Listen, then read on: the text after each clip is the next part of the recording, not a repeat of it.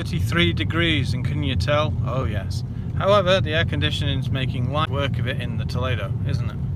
It is indeed, sir. We're just on the outskirts of Winchester here, just driving around, and we're comparing the driving experience of the 2017 Seat Toledo 1 litre TSI Excellence to the 2019 Skoda Scala 1 litre TSI SE.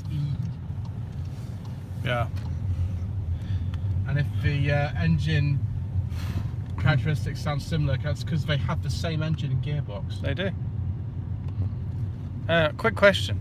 You know the Winchester rifle, is it anything to do with Winchester? No. Right. It's every time I've seen Winchester today driving towards you, that's the question that's been popping in my head, and I thought you'd know. So okay, there we go.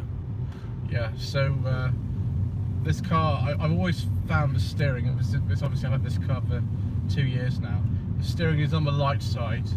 The car is okay, it's on low profile tyres. 17-inch wheels. That's right, 17-inch wheels. Ooh, and 1,000. That's 2000, yeah. So it's perfectly fine for what most people need it for. It's not a sports car. The engine in these later Toledos, this is a post facelift car, so it's got a 1 litre engine. The engine is very, very good in these, plenty of power. No problem at all going up this hill in 3rd gear. There we go. I noticed that in 5th gear in the Scala. Yeah, so there's that. You've got the extra power with the turbo as well if you put your foot down. That's you don't right, need yeah. to unnecessarily drop gears. That's right. I just keep going like this. In say my MG3, you'd have to change down. Don't need to in this really. Yeah.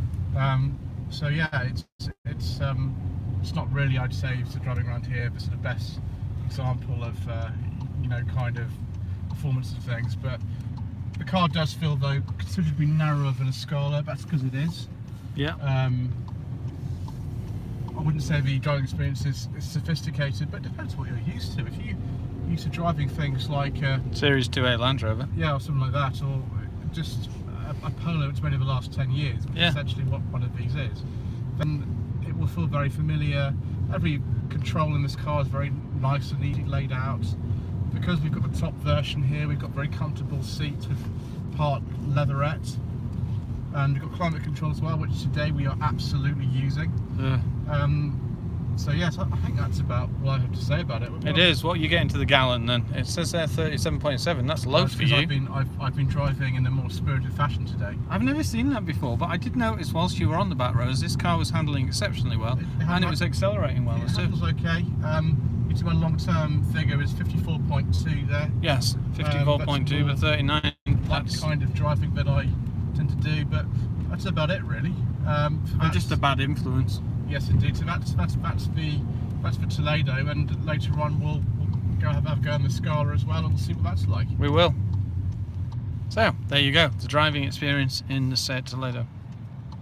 Thank you.